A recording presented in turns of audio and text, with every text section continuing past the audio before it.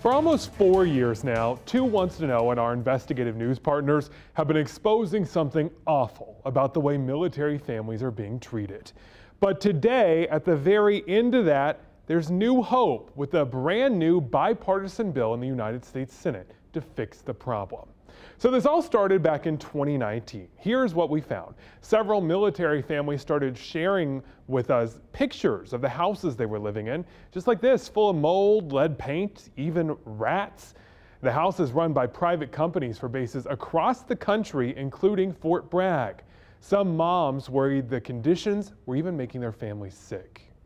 Our house flooded. The water was coming out of the downstairs toilet, so it was untreated sewer water that was flooding the house. They just sucked the water out. They put a small fan in and they didn't wash the car. Sewer water has high levels of metal, which causes epilepsy and neurological issues. High levels of carcinogen would explain the cancer.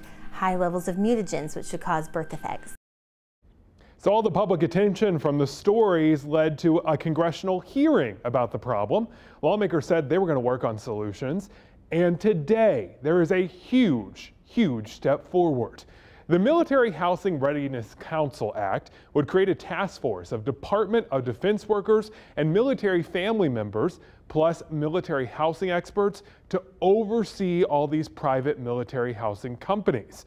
The bill is co-sponsored by members of the bipartisan Senate Armed Services Committee, including Senator Thom Tillis from North Carolina.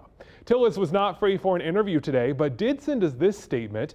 I have long been a proponent of safe and accessible housing for all military personnel and military families. I am proud to introduce this bipartisan legislation with my colleagues.